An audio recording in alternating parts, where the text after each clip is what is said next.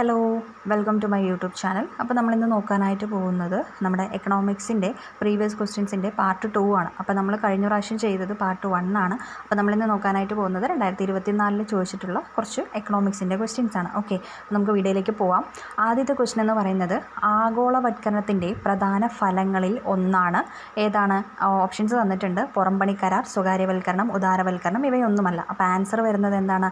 Answer വരുന്നത് option A ആണ് അല്ലേ? പുറംപണി കരാറാണ് ആൻസറായിട്ട് വരുന്നത്. അപ്പോൾ അടുത്തത് ഏതാണ്? അടുത്തതെന്ന് പറയുന്നത് GST നിലവിൽ വന്നത് എന്നാണ്? എല്ലാവർക്കും അറിയുന്നൊരു ക്വസ്റ്റ്യൻ ആണ് അല്ലേ? GST നിലവിൽ വന്നത് എന്താണ്? ഓപ്ഷൻ സി ആണ് അല്ലേ? ജൂലൈ 2017.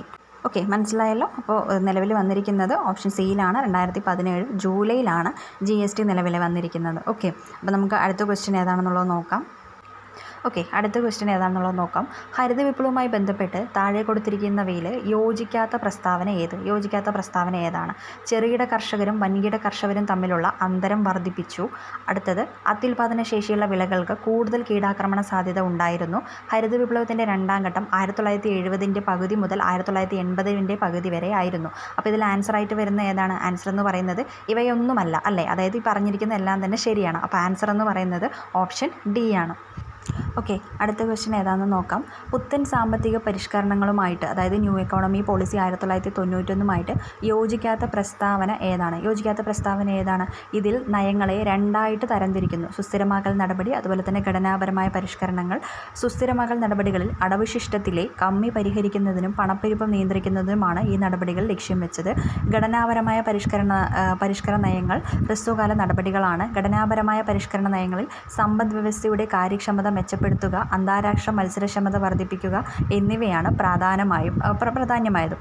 അപ്പോൾ ഇതിൽ ആൻസറായിട്ട് വരുന്നത് എന്താണ്? ആൻസർ എന്ന് പറയുന്നത് ഓപ്ഷൻ സി ആണ്. ഘടനാപരമായ പരിഷ്കരണ നയങ്ങൾ ഹ്രസ്വകാല നടപടികളാണ് എന്നുള്ളതാണ് ആൻസർ എന്ന് പറയുന്നത്. അപ്പോൾ ഓപ്ഷൻ സി ആണ് ആൻസർ. ഓക്കെ, അടുത്ത ക്വസ്റ്റ്യൻ ഏതാണെന്ന് നോക്കാം. നീതി ആയോഗുമായിട്ട് ബന്ധപ്പെട്ട ശരിയായ പ്രസ്താവന ഏതാണ്? നയരൂപീകരണവും പദ്ധതികളുടെ ചട്ടക്കൂടും രൂപപ്പെടുത്തൽ, സഹകരണ ഫെഡറലിസം, നിരീക്ഷണവും വിലയിരുത്തലും, ഇവയെല്ലാം. അപ്പോൾ ഏതാണ് ആൻസറായിട്ട് വരുന്നത്? ആൻസർ എന്ന് പറയുന്നത് ഓപ്ഷൻ ഡി ആണ് അല്ലേ? ഇവയെല്ലാമാണ് ആൻസർ എന്ന് പറയുന്നത്. നീതി ആയോഗിൽ പെടുന്നതാണ് ഈ 3 ഓപ്ഷനും. സോ ഓപ്ഷൻ ഡി ആണ് ആൻസർ എന്ന് പറയുന്നത്. അടുത്ത ക്വസ്റ്റ്യൻ, പ്രധാനമന്ത്രി ജൻധൻ യോജന നിലവിൽ വന്നത് എപ്പോഴാണ്? ഓപ്ഷൻ എ ആണ്. ഓക്കെ, അപ്പോൾ ഓപ്ഷൻ എ ആണ് വരുന്നത് August 28, 2014. Okay, 28 August 2014, 2014 August 28 PMJDY നിലവിൽ വരുന്നത്.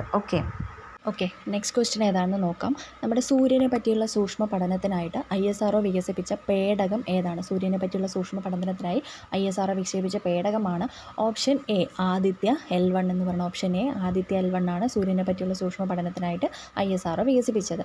അടുത്തത്, ഇന്ത്യൻ ആസൂത്രണത്തിൻ്റെ പിതാവ് എന്നറിയപ്പെടുന്നതാണ്? M. വിശ്വേശ്വര അയ്യയാണ്. ഇന്ത്യൻ ആസൂത്രണത്തിൻ്റെ പിതാവെന്ന് പറയുന്നത്. പുത്തൻ സാമ്പത്തിക നയത്തിൻ്റെ ലക്ഷ്യങ്ങൾ എന്തൊക്കെയാണ്? പുത്തൻ സാമ്പത്തിക നയത്തിൻ്റെ ലക്ഷ്യങ്ങൾ എന്ന് പറയുന്നത് ഉദാരവൽക്കരണം, ആഗോളവൽക്കരണം, സ്വകാര്യവൽക്കരണം. ഇതിലേതാണ് വരുന്നത്? ഇത് വരുന്നത് ഓപ്ഷൻ ഡി ആണ്. ഓക്കെ, ഇവയെല്ലാമാണ് ഇതിൻ്റെ ആൻസർ എന്ന് പറയുന്നത്. അടുത്തത്, ഖാരിഫ് വിളകൾ വിളവെടുക്കുന്ന സമയം എപ്പോഴാണ്? ഖാരിഫ് വിളകൾ വിളവെടുക്കുന്നത് ഓപ്ഷൻ സി ആണ്. സെപ്റ്റംബർ മുതൽ ഒക്ടോബർ വരെയാണ് ആൻസർ എന്ന് പറയുന്നത്. സെപ്റ്റംബർ മുതൽ ഒക്ടോബർ വരെ. അടുത്തത്, ഹരിത വിപ്ലവത്തിൻ്റെ ഏഷ്യൻ ഭവനം എന്നറിയപ്പെടുന്ന രാജ്യം ഏതാണ്? ഓപ്ഷൻ എ ആണ്. ഫിലിപ്പൈൻസ് ആണ് ഹരിത വിപ്ലവത്തിൻ്റെ ഏഷ്യൻ ഭവനം എന്നറിയപ്പെടുന്ന രാജ്യം.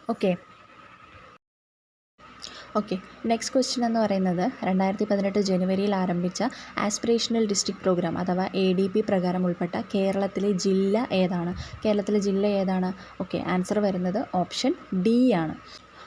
ഓക്കെ, ഓപ്ഷൻ ഡി ആണ് ആൻസർ വരുന്നത്. വയനാടാണ് ആൻസർ എന്ന് പറയുന്നത്. അടുത്ത ക്വസ്റ്റ്യൻ, 1991 പുതിയ സാമ്പത്തിക നയത്തിൻ്റെ ഭാഗമായുള്ള വ്യാപാര നയ പരിഷ്കാരങ്ങൾ ലക്ഷ്യം വെച്ചത് എന്തെല്ലാമാണ്? ഓപ്ഷൻ എന്ന് പറയുന്നത് ഇറക്കുമതിയിലും കയറ്റുമതിയിലുള്ള അളവ് നിയന്ത്രണങ്ങൾ പൊളിച്ചെഴുതുക, താരിഫ് നിരക്കുകൾ കുറയ്ക്കുക, ഇറക്കുമതിക്കുള്ള ലൈസൻസിങ് നടപടികൾ ഒഴിവാക്കുക. അപ്പോൾ ഇതിൽ ആൻസർ എന്ന് പറയുന്നത് എന്താണ്? ആൻസർ എന്ന് പറയുന്നത് ഓപ്ഷൻ ഡി ആണ്. ഓക്കെ, മുകളിൽ പറഞ്ഞവ എല്ലാം. അടുത്ത ക്വസ്റ്റ്യൻ, താഴെ പറയുന്നവയിൽ ഉപഭോഗവുമായിട്ട് ബന്ധപ്പെട്ട് ശരിയല്ലാത്ത പ്രസ്താവന ഏതാണ്? ഉരുക്ക് വ്യവസായത്തിനും വൈദ്യുത ഉൽപ്പാദനത്തിനും വേണ്ടിയുള്ള കൽക്കരിയുടെ ആവശ്യം കൂടി വരുന്നു. വൈദ്യുതീകരണം വർദ്ധിച്ചതോടെ റെയിൽവേയുടെ കൽക്കരി ഉപയോഗം കുറഞ്ഞു. കൽക്കരിയുടെ ആവശ്യം വിതരണത്തേക്കാൾ കുറവാണ്. ഓപ്ഷൻ ഏതാണ്? ഓപ്ഷൻ ഡി ആണ്. ഓക്കെ, അപ്പോൾ ആൻസർ എന്ന് പറയുന്നത് ഓപ്ഷൻ ഡി ആണ്. 3 മാത്രമാണ് ശരിയെന്ന് പറയുന്നത്. അതായത് കൽക്കരിയുടെ ആവശ്യം എന്ന് പറയുന്നത് വിതരണത്തേക്കാൾ കുറവല്ല, കൂടുതലാണ്. ഓക്കെ, നെക്സ്റ്റ് ക്വസ്റ്റ്യൻ ഏതാണെന്ന് നോക്കാം. കാറ്റിൽ നിന്നും ഊർജ്ജം ഏറ്റവും കൂടുതൽ ഉൽപ്പാദിപ്പിക്കുന്ന സംസ്ഥാനം ഏതാണ്? ഏറ്റവും കൂടുതൽ കാറ്റിൽ നിന്നും ഊർജ്ജം ഉൽപ്പാദിപ്പിക്കുന്നത് ഏതാണ്? തമിഴ്നാടാണ് അല്ലേ? തമിഴ്നാട്ടിലാണ്. അപ്പോൾ ഓപ്ഷൻ സി ആണ് തമിഴ്നാട്. നമ്മൾ ഈ തമിഴ്നാട്ടിലോട്ടൊക്കെ പോകുമ്പോൾ അതുപോലെ ഈ പൊള്ളാച്ചി ഭാഗത്തൊക്കെ ഒരുപാട് കാറ്റാടിപ്പാടങ്ങൾ കാണാറുണ്ട് അല്ലേ? അപ്പോൾ അതിൽ നിന്ന് തന്നെ മനസ്സിലാക്കാം കാറ്റിൽ നിന്നും ഏറ്റവും കൂടുതൽ ഊർജ്ജം ഉൽപ്പാദിപ്പിക്കുന്ന സംസ്ഥാനം എന്ന് പറയുന്നത് തമിഴ്നാടാണ്. ഓക്കെ, അടുത്തത് കർഷകർ അവരുടെ ഉൽപ്പന്നങ്ങൾ ആദായകരമായ വില ഉറപ്പാക്കുക എന്ന ലക്ഷ്യത്തോടെ ആരംഭിച്ച പദ്ധതി. കർഷകർക്ക് അവരുടെ ഉൽപ്പന്നങ്ങൾക്ക് ആദായകരമായ വില ഉറപ്പാക്കുക എന്ന ലക്ഷ്യത്തോടെ ആരംഭിച്ച പദ്ധതി ഏതാണ്? PM ആശാ യോജനയാണ്. PM ആശാ യോജനയാണ്. അപ്പോൾ ആൻസർ വരുന്നത് ഓപ്ഷൻ ഡി ആണ്. Okay, option D PM Asha Yojana. ഹരിത വിപ്ലവവുമായി ബന്ധപ്പെട്ടിട്ട് ശരിയായ പ്രസ്താവന ഏതാണ്? ബഫർ സ്റ്റോക്ക് സൃഷ്ടിക്കുന്നതിനാവശ്യമായ ഭക്ഷ്യധാന്യങ്ങൾ സംഭരിക്കുവാൻ ഗവൺമെൻറ്റിന് സാധിച്ചു. പാവപ്പെട്ടവർക്ക് ഗുണകരമായ വിധത്തിൽ ഭക്ഷ്യധാന്യങ്ങളുടെ വില കുറഞ്ഞു. സമ്പന്ന കർഷകരും ദരിദ്ര കർഷകരും തമ്മിലുള്ള അന്തരം വർദ്ധിച്ചു. അപ്പോൾ അതിൽ ശരിയായിട്ടുള്ള ആൻസർ ഏതാണ്? ആൻസർ എന്ന് പറയുന്നത് ഓപ്ഷൻ ബി ആണ്. 1, 2, 3 എല്ലാം ശരിയാണ്. ഓക്കെ, എന്നിവയെല്ലാം ശരിയാണ്. അടുത്ത 50 വർഷ കാലയളവിലെ പഞ്ചവത്സര പദ്ധതികളിൽ പൊതുമേഖലയുമായിട്ട് ബന്ധപ്പെട്ട് ശരിയായ പ്രസ്താവന ഏതാണ്? അതായത് 1-ാം പഞ്ചവത്സര പദ്ധതി മുതൽ 5-ാം പഞ്ചവത്സര പദ്ധതി വരെ പൊതുമേഖലയ്ക്കുള്ള മുതൽമുടക്കിൻ്റെ വിഹിതത്തിൽ വർധനവുണ്ടായി. 6 മുതൽ 8 വരെയുള്ള പഞ്ചവത്സര പദ്ധതികളിൽ പൊതുമേഖലയ്ക്കുള്ള മുതൽമുടക്കിൻ്റെ വിഹിതം കുറഞ്ഞു. അപ്പോൾ ഇതിൽ ഏതാണ് ശരിയായിട്ടുള്ളതെന്ന് പറയുന്നത് ഓപ്ഷൻ എ ആണ്. അതായത് 1ഉം 2ഉം ശരിയാണ് അല്ലേ? അപ്പോൾ 1 മുതൽ 5 വരെയുള്ള പഞ്ചവത്സര പദ്ധതി എന്ന് പറഞ്ഞാൽ ആക്ച്വലി അവർക്ക് നല്ല പ്രോഫിറ്റ് ഉണ്ടാക്കിയിട്ടുള്ള ഒരു കാലയളവായിരുന്നു. പക്ഷേ 6 മുതൽ 8 വരെ എന്ന് പറയുന്നത് അത്രയ്ക്ക് അങ്ങോട്ട് അവർക്ക് വലിയ രീതിയിലൊരു പ്രോഫിറ്റ് ഉണ്ടാക്കിയിട്ടുള്ളൊരു കാലയളവായില്ല. കാരണം ഈ പ്ലാൻ ഇതൊക്കെ വരുമല്ലോ, നമ്മുടെ ഹോളിഡേയ്സ് ഒക്കെ വരുന്നതൊക്കെ അതിലാണല്ലോ. സോ അതുകൊണ്ട് തന്നെ ആൻസർ എന്ന് പറയുന്നത് ഓപ്ഷൻ എ ആണ്. ഓക്കെ.